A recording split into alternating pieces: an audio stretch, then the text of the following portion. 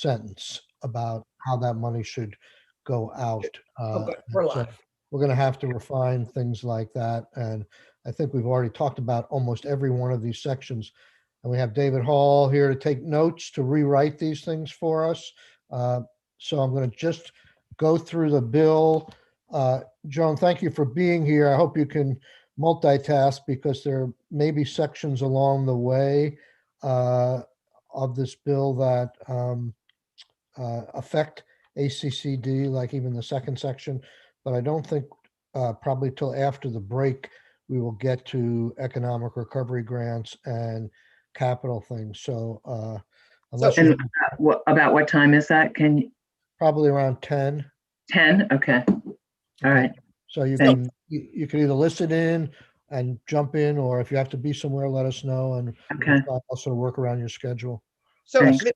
Mr. Chair, would you like, when we have Joan back, would we like to be posting not only the capital investment, capital catalyst grant work that she's done, would we also like to do the have posted the H315 language guidelines for us to look at as we look at the guidelines for the Yes. economic recovery grants? Nathan, do you have both of those? I think I sent them to the committee, and Nathan's on our committee page, so you could post both of those. I Right. sent them last night for the committee to review. Yes. And Yeah, my, we're not on that, so I just, I think my order of things I'd like to do, I hope we can get through this bill and also get through the economic recovery grant, any changes we want or language we want to accompany the money that appropriations is about to vote on today. I'm not sure we're going to be able to get to all the way through capital today. My goal would be to vote this bill out actually tomorrow, but we'll see how that goes. Okay, let's start with tourism and marketing. Do- So you have a question, Senator Clarkson? yeah, do we want to pull up the language that was sent to us for this section? Yes, I guess that on the screen, I don't know how to do that. David maybe could do it for us. We also can, it's on the legislative page, we can pull it up. It's The new language the department sent yesterday? Oh, good point. I I sent that out. think we got I sent, sent David, that did out you as get well. that? I sent that out as well. Did David get it? He should have. He hasn't. David, can you answer that? Did you get a copy? It was from It was from, Jessica Vittner. yeah, it was from Jess. I can send it to you really quick if you didn't Why don't you get it. send it, I'm sorry, why don't you send it to the committee? I have it in front of me here. It's section 670. Senator Clarkson, if you could just mail that to the Senate Economic Development Committee. will. and I will. We can ask Nathan to post it. Yeah. Okay. So while you're doing that, essentially, as you recall, what the House did was to put $2.5 million into direct out-of-state marketing. What we sent over to appropriation, we reduced that down to 2 million. That was the governor's original ask. And we split it 1.25 for direct marketing and 750,000 to replicate what they did last year with $600,000 in CARES funding to give out grants. And the way they did it last time, it turned out they gave out 60 grants of about $10,000 each to local chambers and other entities to do mostly discount programs, but left it to those individual local entities how to encourage consumer spending. And they came back and they showed us a whole list of all the grants they gave out, how the money was spent. They had nice pictures of promotional things that happened in local communities around Vermont. And I think she sent us a link. I don't know how many of you have done it, but I didn't go there in terms of what they spent there. I guess they had several millions of dollars out to do out-of-state marketing to come to Vermont. And so, so I think if you have this language, I just sent it. So hopefully people have it. I sent it to David and to the committee. okay, once Nathan gets it, we can pull it up. I think this, this language does the trick. We'll walk through it. It needs to divide the money up specifically because right now they allow for the full 2 million to go to without any division of it, and they allow for some of the money to be used for a grant program to local regional chambers. So we need to clean it up to do that. And there's also a typo. It's $2 million. They're missing a zero. I realize. You're correct. The other thing that we're going to need to clean up in this language, David, is the general statement of intent seems to be, and this is language that's actually in the budget bill, and this is why we need to supplement the budget bill with our language. It really seems it's solely, the intent language is solely on attracting out-of-state visitors. So we need to clean that up to say that there's a split in the money and there's a split and there's added purposes. So if you look at intent number 2, and David will put this in legislative section. Though this may be just, I don't know if this would be, I don't know if this would be session law. I don't, okay, here's a thing that we should talk about. My understanding is in subsection A1, we are establishing a new fund, which is subject to 32 VSA Chapter 7, Subchapter 5, which I think has to deal with the whole process of drawing warrants off the fund and stuff and things like that. I'm not excited about establishing a new fund and almost a new program here. Certainly for the 1.25 million that goes out to out-of-state marketing, they have a marketing budget. I don't understand why this can't just be part of their marketing budget as establishing a recovery tourism marketing promotion fund. Just on its face, how long are we going to be in recovery? So if we're in recovery for 2 years, are we going to establish a separate fund just for 2 years?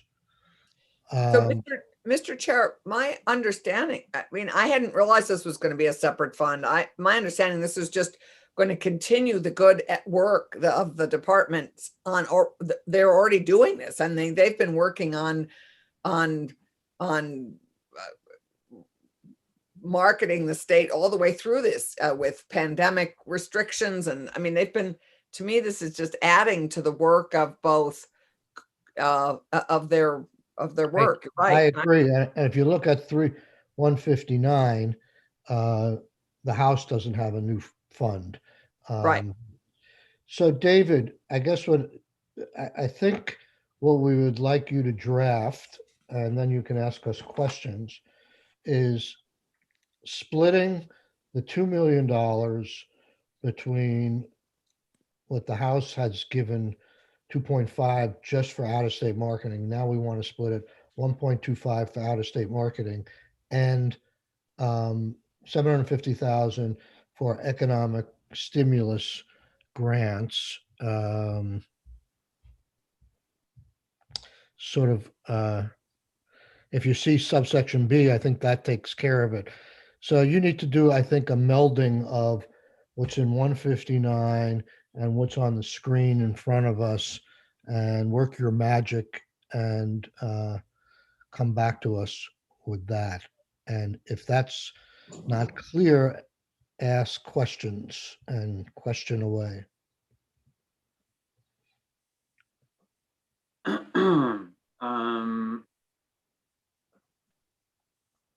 Sounds clear enough. So I just, this is both the first time I've ever seen this language and the first I've heard of any different sort of allocation of money. So this is all new to me in this moment. It sounds like you do not want to create a new statutory section, which I think is what this wants to do, though I'm not sure where it would go.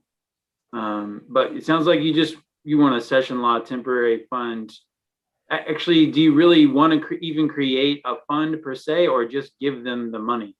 No, on that, if you look at section 1 of 159, that template is the way we want to go. Session law and just giving out this $2 million for these two purposes. And I think the purposes are listed as 2 on the screen and B on the screen. Yeah, okay. I think that's clear enough. And you want to keep the February 15th report date Uh, in subsection E. Yeah, I think that would be fine. Okay. Yeah. And I know, let's talk about subsection C on the, Yeah, C is what we need to talk about. There's the typo in D, and then C, we need to divvy it up.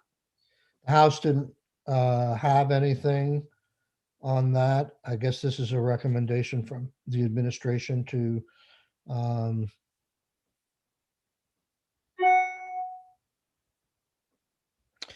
so I guess that could be said to apply to both pots of money, the 1.25 for direct marketing out of state and the 750,000 for consumer stimulus programs around the state.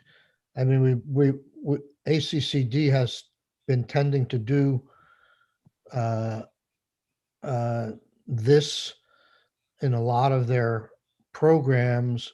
I don't know.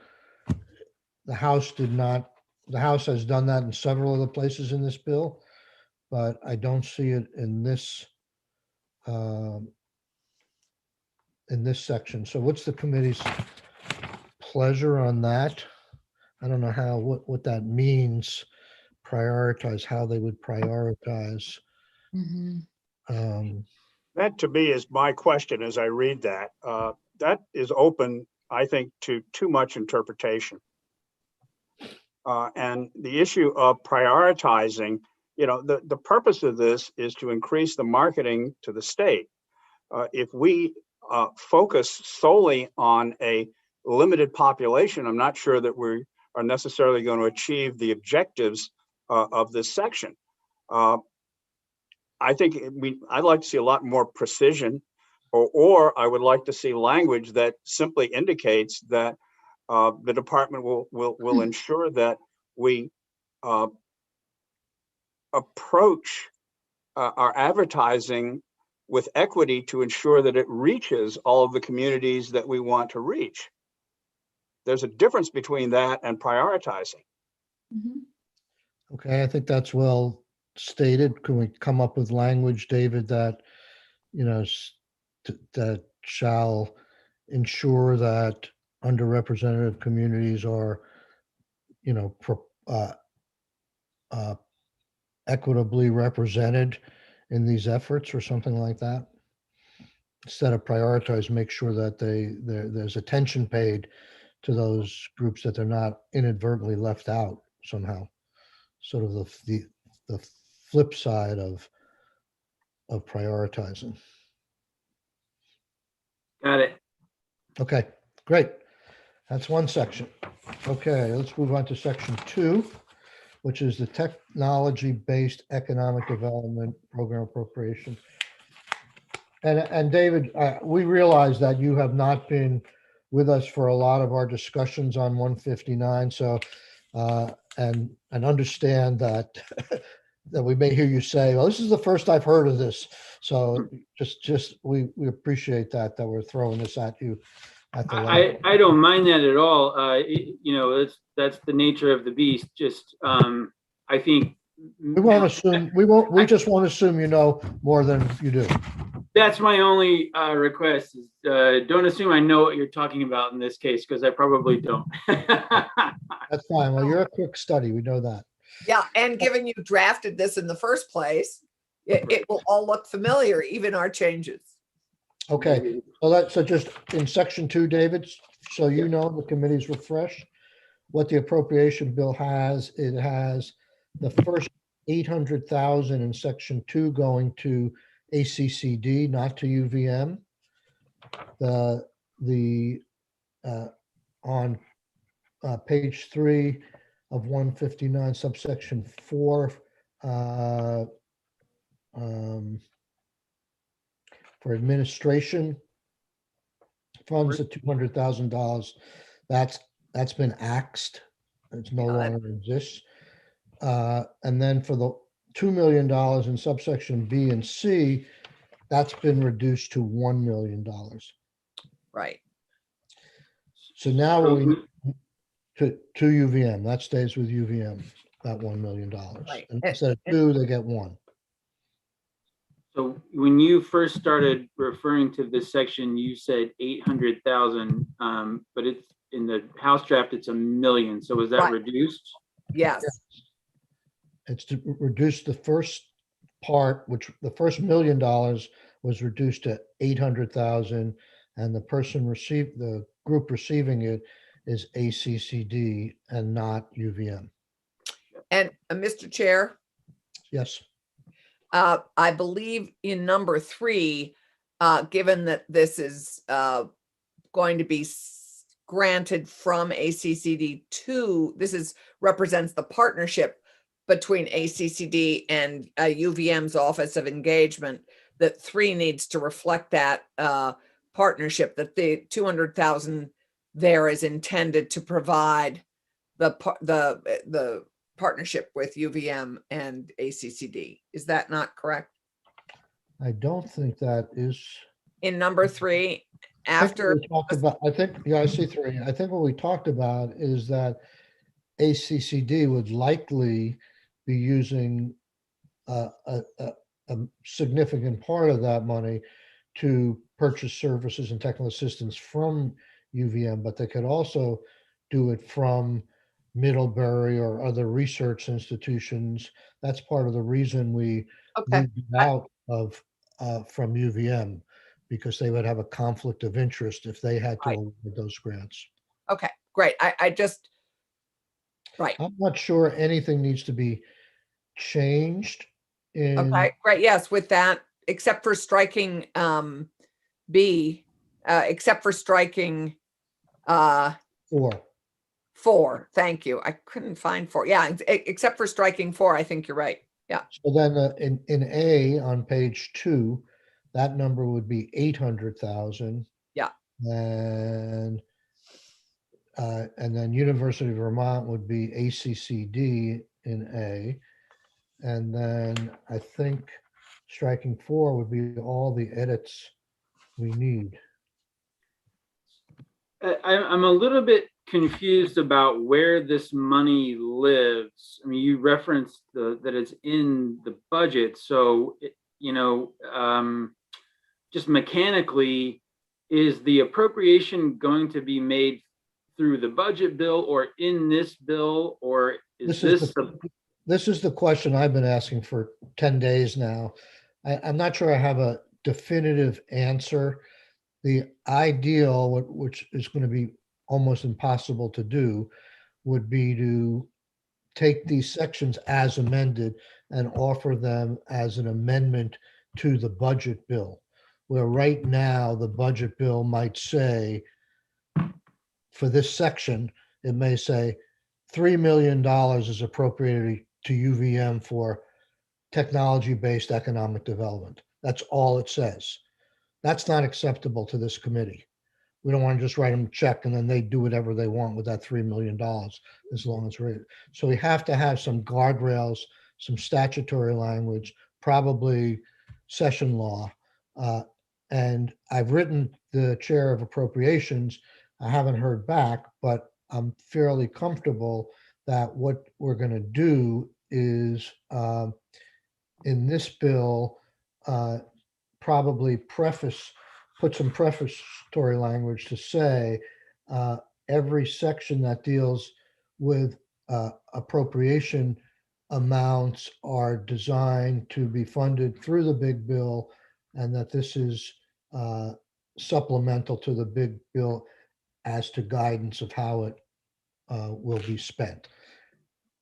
My faith in this is that in the end, when this bill goes through conference and everything, people will agree to that. Everybody has the same goal, but just like you, I'm not sure how best to accomplish it. We're moving so fast, and the budget that we got, and Senator Ballin might talk to this, it really is admittedly, especially with this ARPA money, so skinny in terms of they send pots of money, but they haven't really micromanaged at all how that money is going to be spent. So we have the classic poster child is the governor has proposed $90 million in capital investment plan grants, and he just says in the budget there's $90 million to fund grants as proposed by the RDCs. Well, that's not acceptable.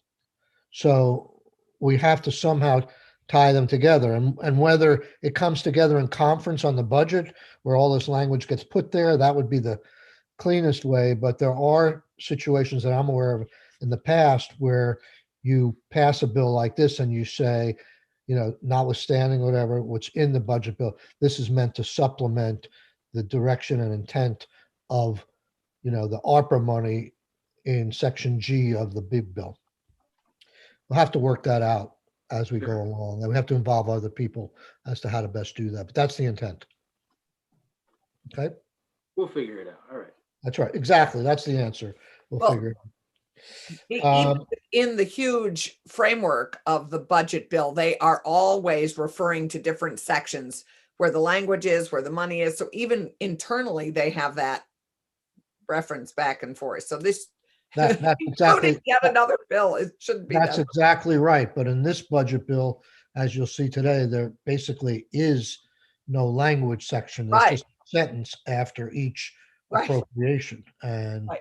so, I mean, it's like $91 million for housing, but it doesn't really get into a lot of detail. So, okay, so we've got the subsection A. In subsection B, there's a problem here that I highlighted yesterday. We know we're going down to 1 million, but there seems to be, David, and you're probably familiar with this, a conflict between subsection B and subsection D.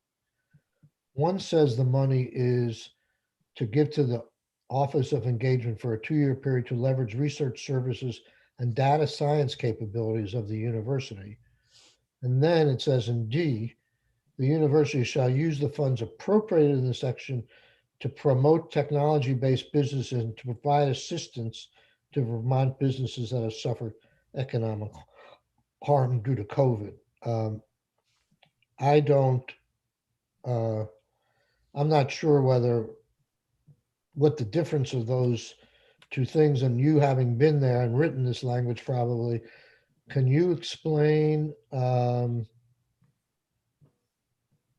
by the way, C, before I forget it, that probably needs to be changed to ACCD, right? Because now they're getting that money. Right.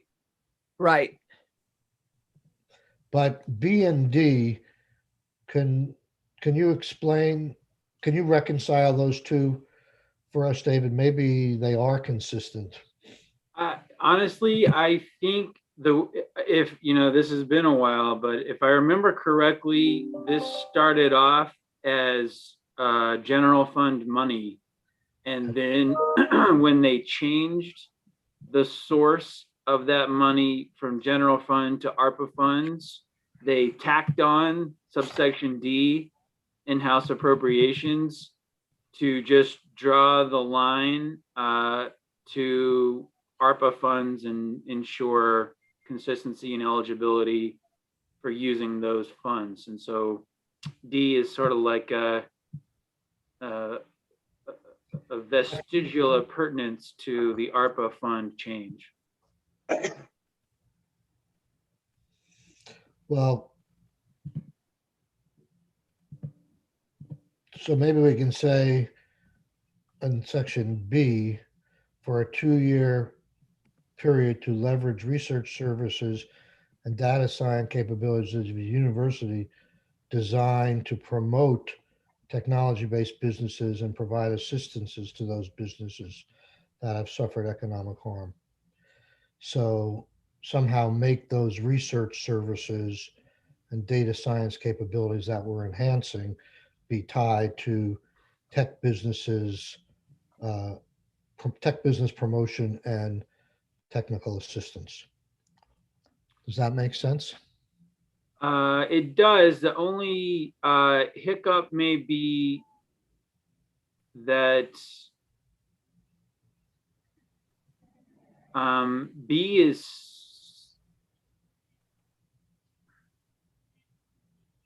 I don't know, B seems like a specific thing, whereas D applies to all of the different monies that were appropriated in this section. And now, since that's actually been changed further so that it's money going both to the agency and to UVM using ARPA funds, it almost seems like D should apply to the agency and to the university so that they both have to do COVID-related ARPA eligible assistance. You know what I mean? Yeah, except I don't read it that way. Right, I don't either. I think A and B are totally distinct. There's a pot of money of $1 million for A, or now 800,000, and there's a pot of money of $2 million for the engagement office. Yeah. My point is that I think D is supposed to apply to the entire section. And I think, and I'm saying that that's probably even more necessary and needs to be broadened further now, because you are giving ARPA funds to 2 different recipients, and those funds have to be tied to COVID related assistance. So I guess I'm suggesting that D would be expanded to say ACCD and the university shall use ARPA funds to provide assistance to businesses that have suffered COVID-related harm. Well, maybe, can we just, I understand what you're saying now. Can we take D and essentially put it at the end of the first 800,000 and then repeat it Sure. again in subsection B and somehow combine subsection B and D so there's not a mixed message as to what this money is supposed to be used for? Mr. Chair, there are a bunch of, are you talking about little d going up under big, under 4, where it identifies the under little b? Because I don't think you want to mix the University of Vermont up with the first section, which is going to ACCD. I can see in your second section where we begin in small b in fiscal year 2022, the amount of 1 million is appropriated to UVM's Office of Engagement. I think we want to keep that language with after little b. Don't, I thought we'd finish. I mean, I'm confused. I guess the way I view it is that subsection A dealing with American Rescue Plan funds to ACCD for these SBIR and STTR grants don't need any further definition or modification such as exists in subsection D at the bottom of page 3. So I think with the changes we've made on the first section dealing with ACCD's money, once we get rid of subsection 4 and make the other changes, we're done with that section, okay? we're done with that subsection. Now we're talking about $1 million to UVM, Right, a separate section, and we should say, and we should say that that section only consists of subsection B, where, and Okay. we modify it to add, to, run-on sentence to add the words down at the bottom of promoting technology-based business and providing assistance to those business. We move that up into sort of an ongoing, a continuation of this, of subsection B. And Right, then we little have B. $1 million, and we don't have any inconsistency between B and D.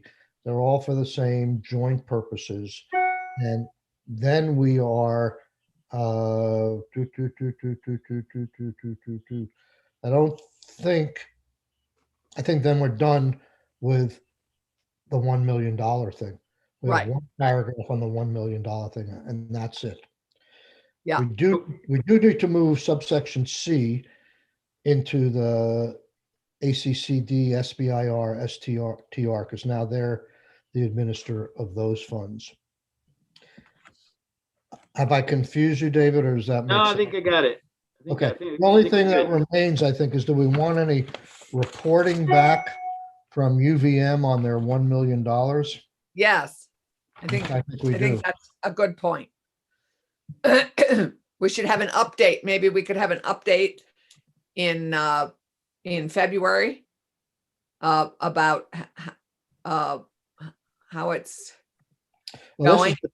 This is what David's point, I think, was indirectly. Subsection C, when everything here was the University of Vermont, I think some of these charges for reporting back were not solely on the SBIR, STTR phase.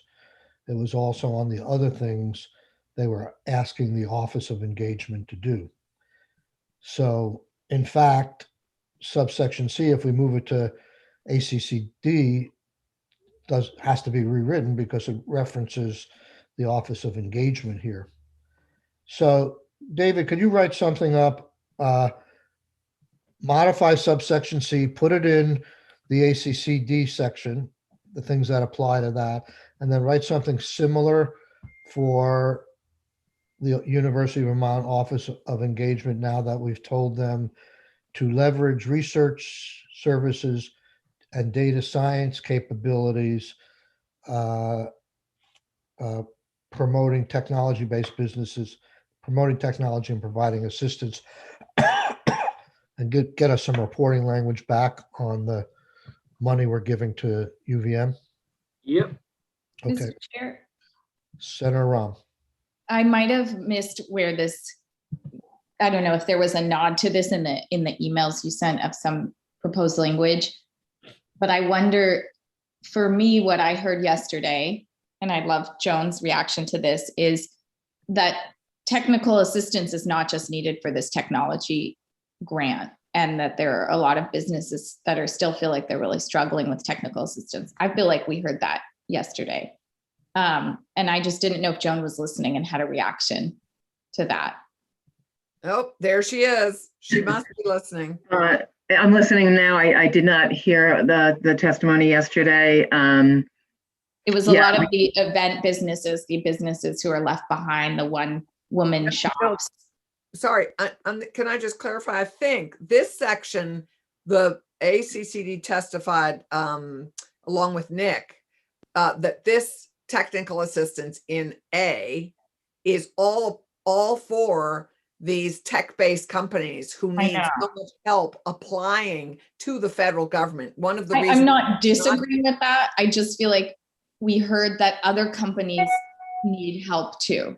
there For is other federal I think there's other technical assistance for that. And so I just wanted to clarify those differences. I think Joan can speak to I it. don't want to confuse anybody. I'm just saying this felt like the right time to say that. What I heard is that the tech companies aren't the only ones who need technical assistance. And this feels like a big nod to tech companies for federal assistance, while there are lots of other businesses who have lots of money on the line and still are saying they desperately need technical assistance.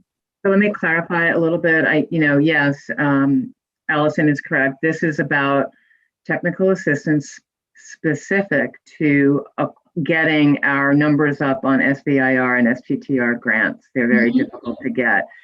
So it's really a contracted service. Yes, there is overall an overarching need for technical assistance, but there is a tremendous technical assistance network within the state that we already give funding to, and there will be additional opportunities through the Navigator programs, et cetera. So we're not ignoring that.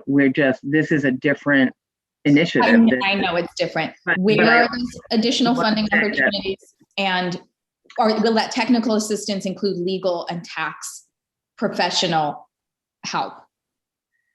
Right. So I guess what I would say is that I think people are referring to this as only tech companies, and I think that's a little bit of a misnomer. This is about innovation that would occur, usually starting primarily with research to develop whatever cures, vaccinations, what have you, right?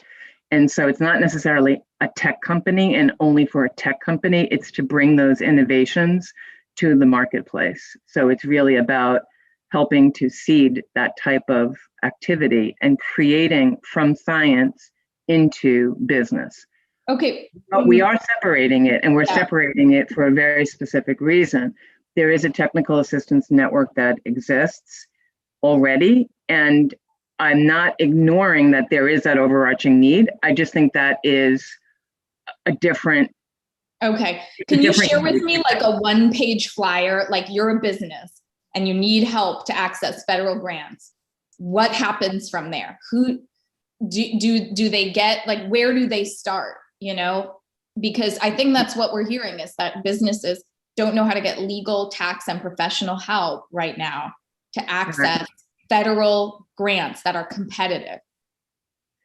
Right. So there are a Aside number from of this program. Right. So there are a number of different avenues like SBDC, the RDCs, the Center for Women in Enterprise. The SBA is actually helping, gear people to the right applications. Even they do come to the agency. I wouldn't term it as technical assistance. We're not going to do somebody's tax return as an example. But those are the avenues. Like we really end up directing folks. I mean, there is never enough to acknowledge your comment and what people do say. There's never enough of it around. There really isn't. But there's, and I believe the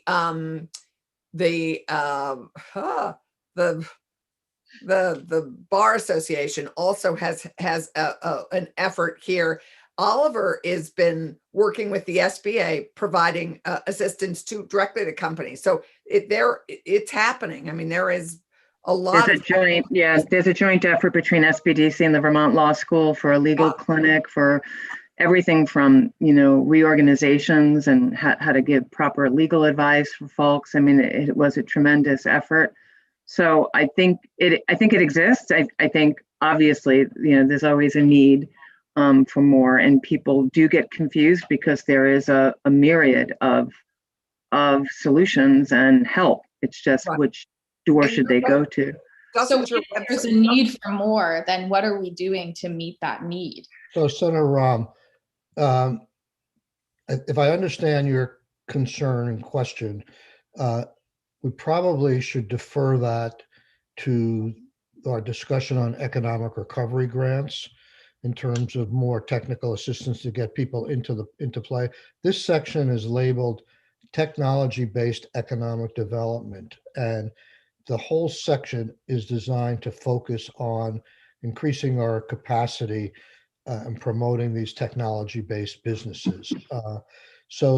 I think we need to find if we're going to talk about outreach and things like that, we need to find a more general section that says we're not doing an adequate job, and maybe we divert some of the money to, I'm not committing to this, but I think that's the time to talk about that. I mean, the reason I was separating that out is because when we got to that section, I kept hearing that's state administered money and ACCD can't help people work on state administered money. The reason I'm bringing it up here is because there is so much federal money that's competitive right now for so many different types of businesses. And they are saying, we need help to make sure we access it properly. We know what's forgivable and we do this right. And I just can't see where that lives. And I see us saying, we need to help these tech companies with a very particular federal program, but not acknowledging that we have lots of other money on the table that's competitive for other types of businesses. So I don't know where that lives right now. That's all. I'm Okay, saying. well, definitely bring it up as we get into recovery grants, because I think And I it think. may be in all fairness, possible with this money to carve out some money specifically, and ACCD does a lot of contracting with outside groups and things like that. So, yeah, I mean, we need to make sure people understand. In fact, we want to make sure people don't fall through the cracks, and small businesses certainly get some help. Right, Uh, and they're currently getting it. So in all fairness, there is lots on the ACCD website. There's lots on all those websites, and they're currently robust working relationships going on. So I look forward to this conversation when we get to the economic recovery grants. Yeah, I'd like to watch us navigate that and see if it's challenging and see how We money- have been since last year. So it's an ongoing navigation. Okay, so we're Can I moving on. ask, just interject just one question on this point? Yes, ACCD has a website that is very, very helpful. It contains a great deal of information, but it's written at a 12th grade level. In other words, it's not as easy to use, and it's not as easy for someone who is, let's say, a new American or someone who is brand new to business to be able to follow in simple terms of what do I need to do to have somebody to tell me the basics. And the issue of at some point saying, let's review the website, let's review how we deal with people at an elementary level in order to bring them into this web of help that actually is available. And it's that linkage that I think is perhaps something that we can improve. Yeah, I agree. so David, could you walk us through what's going on in sections 3 and 4? I know the administration came in and they wanted us to, I think, strike these two sections. Yes, that was Labor's testimony. I have not heard their testimony. What's going on in 3 and 4 is to, reinvigorate a charge that you all had made before the pandemic in 2019 to try to get, a group together, ideally, and then ideally, but now intentionally led by a consultant to evaluate the post-secondary so the adult CTE system, and basically figure out what an integrated system should look like.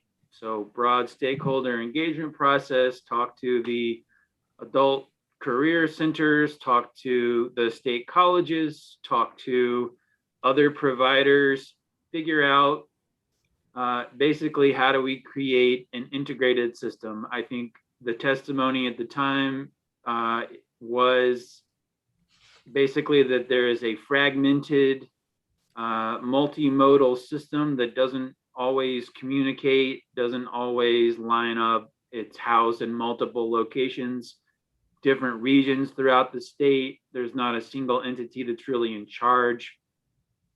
So again, the process that was envisioned, and this was adopted in your Workforce Development Bill of 2019, I think that was maybe 531, was again this charge that nominally DOL would be the convener, but it would be a consultant who would conduct this stakeholder engagement process and then recommend to you what an integrated post-secondary CTE system should look like. So this is a law we passed 2 years ago, charging DOL, coming back with a report on CTE. And I heard they weren't able to accomplish this because of COVID, but I see the report was due on January 15th, 2020, which was several months before COVID. Did they produce, do you know if they produced any product at all? I do not believe any of this work has transpired. And so the House wants to sort of regroup and say, do this through consultancy and take some of your money out of the workforce expansion fund, whatever that is, to continue the, basically saying, I love this line, you know, saying, we really meant what we said the first time. Pass another law saying, you were supposed to do this, you didn't do it, so now we're asking you to do it again. This is the underscoring provision. What's that? This is the underscoring provision. This is underscores. We really want this to do it again. And they don't want, and they want this language struck. Yes, they do. Because- What was their reasoning? You know, Are they doing it, or they don't want to spend $75,000 of their money on this? I am trying to recall Sarah's testimony on this.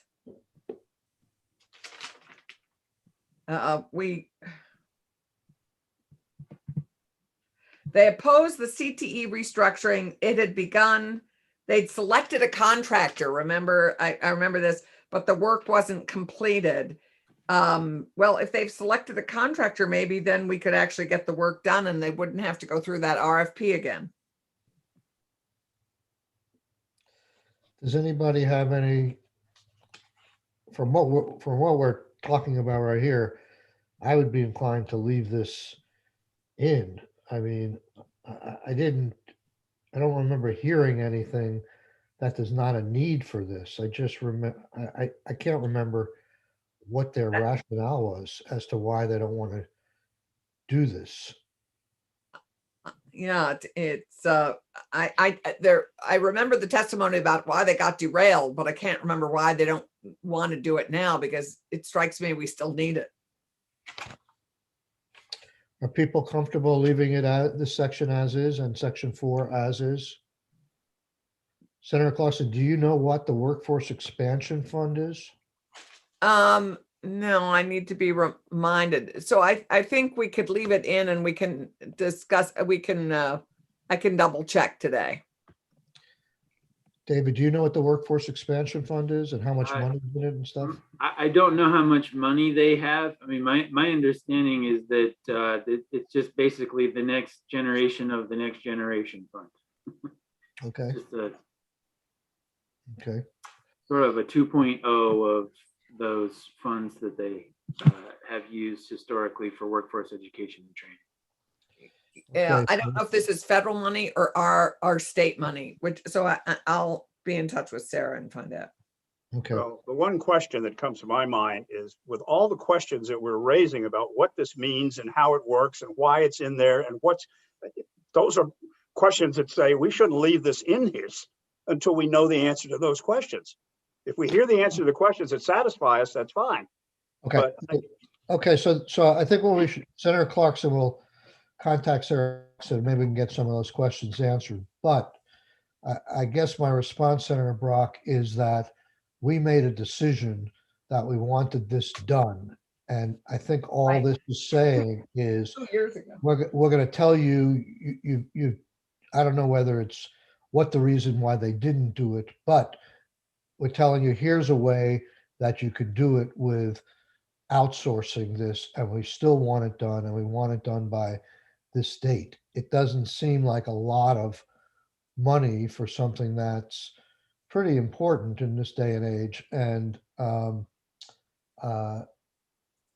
so I would normally have more sympathy for your argument, but I get frustrated when we ask the executive branch to do something and they don't do it.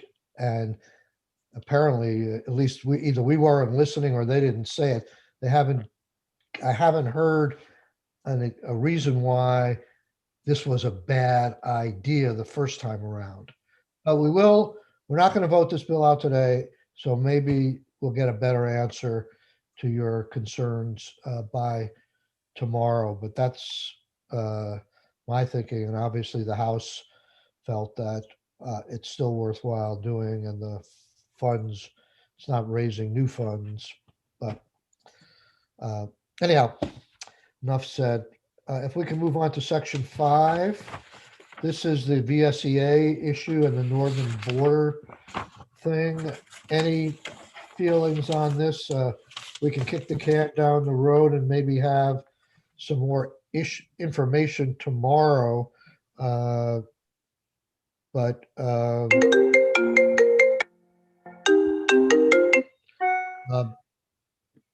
we could also make a preliminary decision. I just sort of like to hear people's thoughts, assuming that the stakeholders can't reach agreement.